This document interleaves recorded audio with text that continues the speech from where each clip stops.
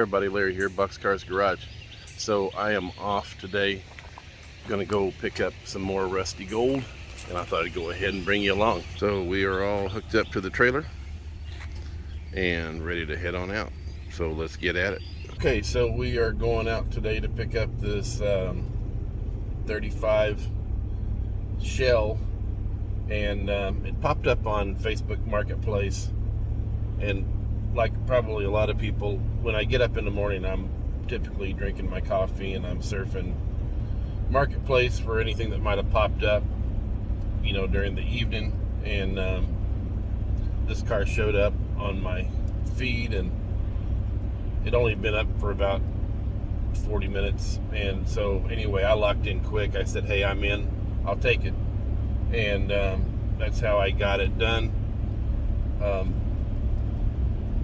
The seller probably pulled this thing out of the woods. It has been hacked up through the years. Actually, the front of the car is basically gone, and the cow's missing. The A-pillars associated with the cow, you know, they're missing. So I don't know how that happened or why that happened. The roof is in place, and everything that's left has got pretty good shape to it. So my game plan for this car, just up front, is that I'm going to pick this thing up and I am going to flip it, and the proceeds of this is going to go toward all the extensive panels that I need for that 34.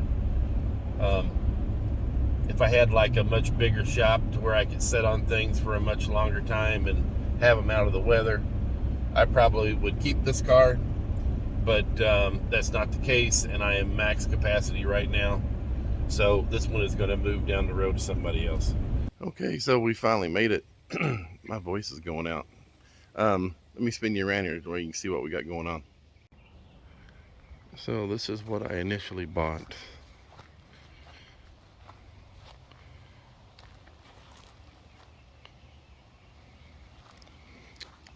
That cow section was recently cut off. There was a fellow that was going to put that in front of his garage, and when I heard that, because I saw it was sitting over there, I was like, hey, is that the cow? The guy said, yeah. And I said, hey, would your buddy rather just sell that to a good cause rather than put it in front of his barn? And he reached out to his buddy, and his buddy said, yep, no problem. So I got a cow.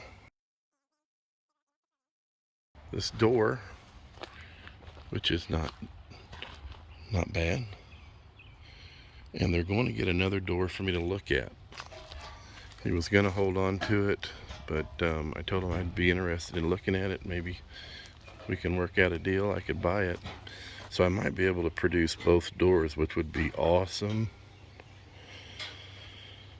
But it's really, you know, other than having this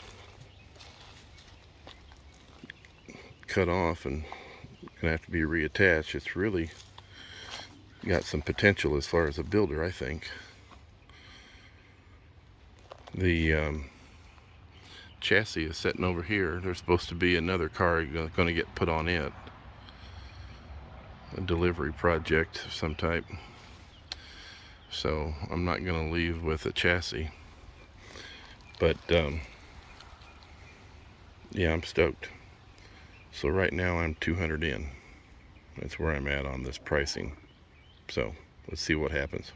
Okay, so we got Randy here. He's he's co-owner. Him and his son are owners on this project right here. Yes, sir. Randy has helped me out with you know, me being able to get here and pick this thing up. His son had to work, make a living, and so here we are. Been talking to Randy about this car. Thought it might be fun for him to kind of fill in the gaps on the background that he knows. You said that this might have been like slated for a stock car build at one time? Yes, it was. A friend of mine bought it probably about 25 years ago, and whoever he got it from was building it at one time, was going to turn it into a stock car, and put a Chevrolet rear end under it with still got the buggy spring, and that sort of stuff. Mm-hmm. And he had it for many years before he passed away and never done anything with it. Pretty crude the way they've got the rear end set up in it, and so apparently from the looks of it, it was probably done in the 60s or so. And you know, as luck would have it, you know, these things pop up, and you know, this car popping up, I stripped a chassis about a year and a half ago, a 35-36 chassis, just to pull the rear trailing arms and the front end off of it, and the guy went ahead and took it to scrap. I could sure use that today. Oh wow, yeah. I'm thinking, you think about those deals that you got rid of. You know, it's like, oh man, if I'd only put it back, you know, then I would have a chassis right now. But anyway, you never know how it goes. Like I said, I couldn't see cutting that up for scrap in little pieces, because things like that are getting so far and few between anymore. Oh man, it's getting super hard. Person could buy at a reasonable price. And when you're looking for it, it seems like you never can find it. Correct. You know, it's like it's not at the swap meets anymore. I think so using Moultrie as an example, do you make it to Moultrie when I have in the past, yes. You know, you would have like maybe 20 or so vintage tin booths, you know, at a particular swap meet. And now you're lucky if you find like one or two guys that's got sheet metal. That's true. I mean, the sheet metal is just like completely gone. That's kind of the way Evansville, Indiana, at the Frog Fathers. Exactly. Yeah. Used to, you could find all kind of stuff in the 20s and 30s up there, and last year I was looking for stuff and could not find it. I bought my 2829 there at Evansville. Oh, okay. In 14. Yeah. I was looking for a right door glass for a 39 Mercury convertible. 39. The frame and all. And haven't been able to find one yet. So if anybody's got one, I need it. Yeah, right. 39 Mercury glass, front glass. Right door glass, the frame and everything. Frame and everything. Yeah, the glass part can be replaced, but I need the metal frame that goes around it. Oh, you need the garnish. Yeah, and the it's different from a 40 Mercury, because the 40 Mercury has a vent glass, 39 does not. Garnish has gone crazy, dude. Oh yeah. Garnish is, I saw a piece of garnish the other day on eBay. It was for a 34 Ford, 33 or 34 Ford. One piece of rear garnish, $500 they had it priced at. Those cars are very expensive. Oh man, they're crazy. Very expensive. So this one, it got a haircut because somebody thought they were going to decorate their garage, right? A friend of mine was going to decorate the front of his garage with it. Yeah. So gave her a crew cut, but you know what? We can handle that. Nothing but some metal and some welding. Oh yeah. Yep.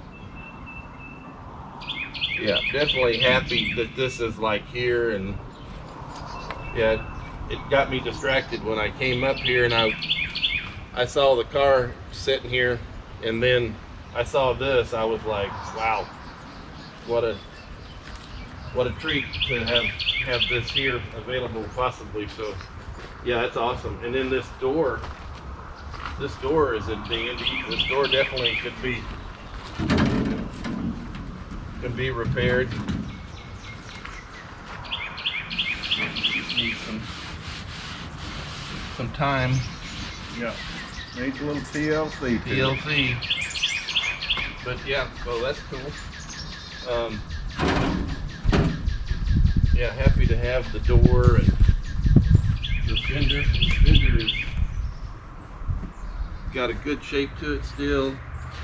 Just needs a good solid fender. Good solid fender, yeah. Good solid fender. Yeah, happy to have that too.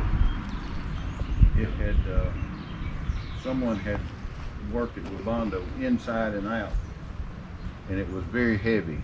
And I ground all of it off. I couldn't stand it. They laid her down, did they? Mm-hmm. Well, cool. I got good shots of your Zephyr. Cycle through those pictures as we talk about it. What can you tell me about that Zephyr? It is a 40 Lincoln Zephyr limousine. I bought it down in South Georgia. It was in a pine forest. A guy bought up Lincolns and Packards and sold parts off of them worldwide, and he was fixing to crush up everything.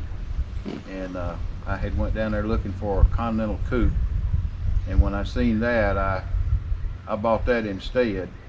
Mm-hmm. And of course it's rough, and but it's rare. It's something that Edsel Ford had Lincoln build for him.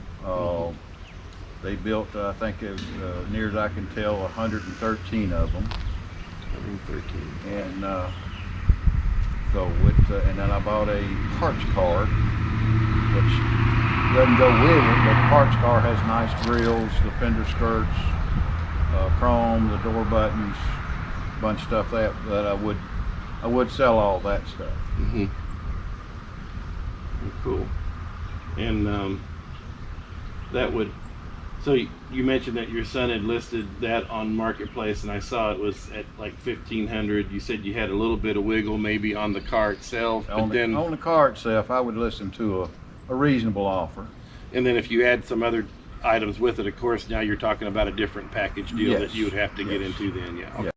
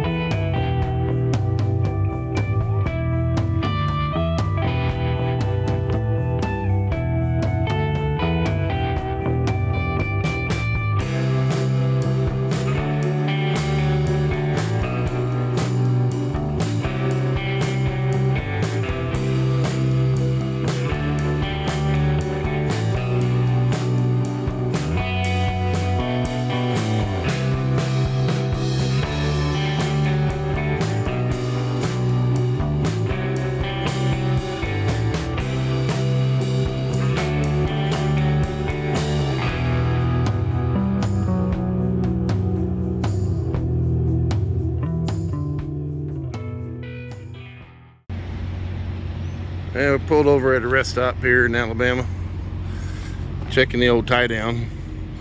She's still riding okay. I don't have a B pillar on this other side. They saved it, used it on another car. I sure wish I had it, because you can see how it's wanting to settle there on that side pretty bad. I'm glad.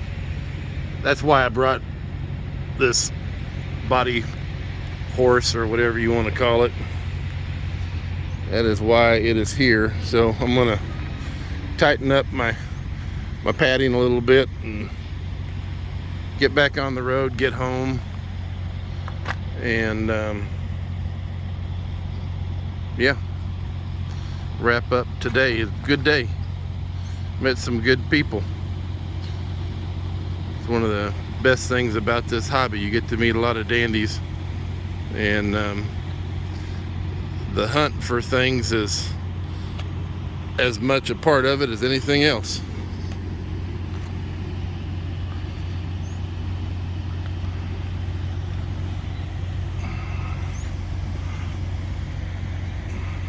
Yeah, better get back on the road.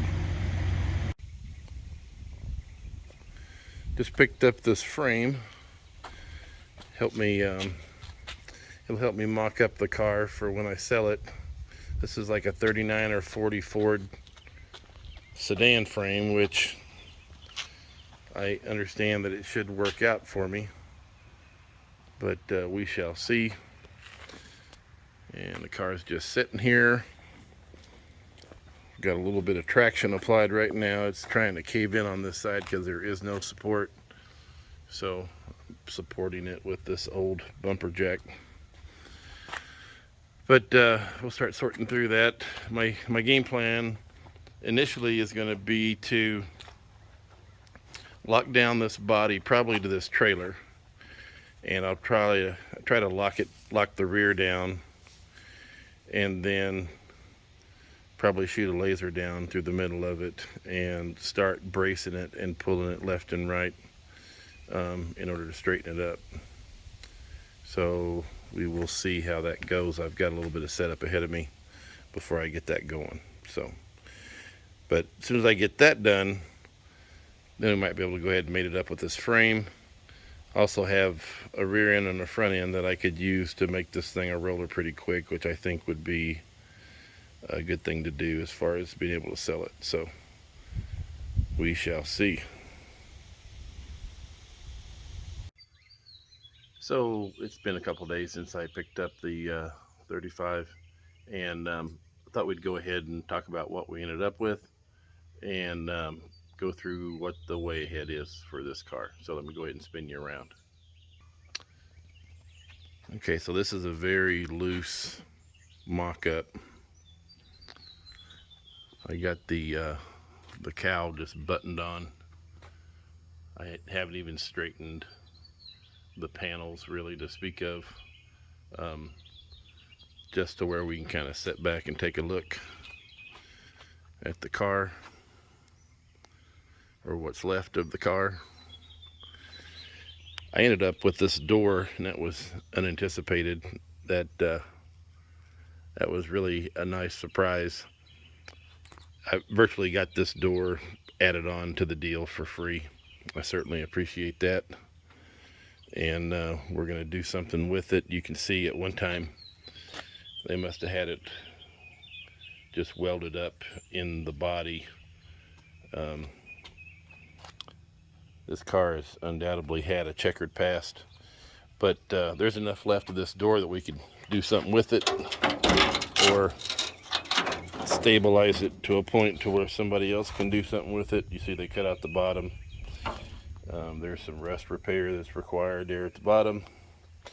There's probably some hinge area work as well that needs to be done, but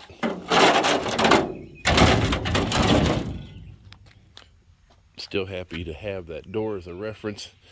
Can't do a whole bunch with it right now because I'm missing the B-pillar. It's about 4 inches that I'm missing of this part of the car. You see they went ahead and they took out the side of the little windows, and as they were taking out the B-pillar, that's about 4 inches I got to make up. Making the B-pillar, not that big of a deal, but tying in some new body metal is going to be, I think, the biggest challenge. I've got to, match a profile, and I also have to provide a portion of the window jamb. So that's going to be a tricky repair. But the price was right, and I'm willing to try to knock that out before I pass this on. The body frame mount locations are they're not all there, so there's going to be some structure that's got to go back in, at least roughed in, in order to be able to bolt this down on a frame. And that's the cowl area and the B-pillars for sure. There is potentially enough structure in the back. I found a couple of the mounts in the back that I might be able to use again, but if I've got to put in some additional structure in order to bolt it down nice and square, that's fine too. It's just something I'm going to have to deal with. I am happy with the wheel wells in general. The lower portion of the wheel wells need a fair amount of work, but this upper area, and as it goes up and under, it's not like completely pitted and rotted. I think those will clean up good, and the guy will be able to run those. The lower body bead in the back quarter is pretty poor and smashed in. That needs to be rebuilt. The other side isn't quite so bad. I mean, it's going to need some work, but it's at least visible for a reference, which is good, because I could make templates off of this side that will account for the other side. I might be able to spin up some patches from that. It's got a couple of cave-in spots that look like they could probably be popped out with a rubber mallet.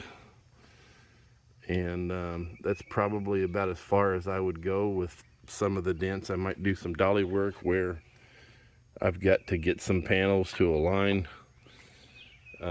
Especially like this B-pillar area, I'm going to have to do some tuning up of the edges to get that all to look halfway decent.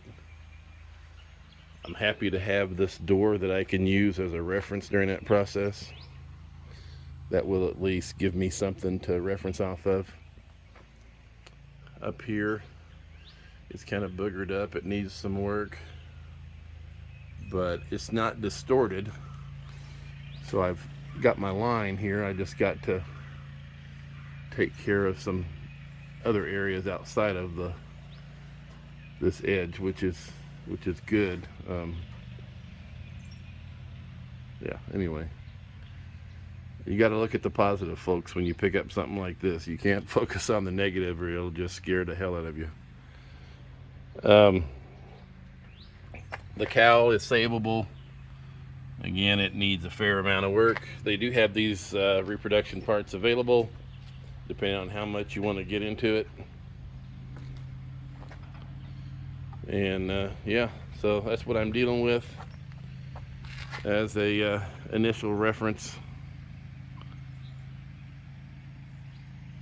Fair amount of stabilizing required before I can get this onto the frame. Some reinforcement definitely on the inside is going to be necessary. But again, I've got a little bit of structure that's still there that I can use as a reference. I've got some structure that I could bolster and get the job done with right now, and then I've got some I'm just going to have to come up with.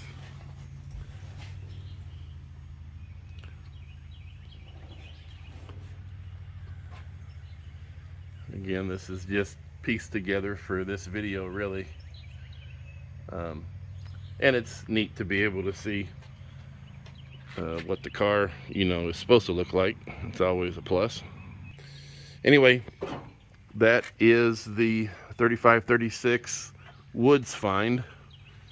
It was nowhere near a barn, so we're just going to call this the Woods find that was used as a parts car. And here it is. So if you got to this part of the video and it didn't completely bore you out of your mind, thanks a lot for sticking with it. Hope you enjoyed it, and there will be more to come on this car right here. And like I said, my intention is to go ahead and sell it off. I've got a fair amount of parts that 34 is going to require. And of course, the Model A in the shop that is being completely ignored right now is going to have some requirements as well. So this will be the vehicle that facilitates those things. So, anywho, thanks for joining us. And if you haven't subscribed yet, maybe consider subscribing. We'll see what happens next. Catch you later.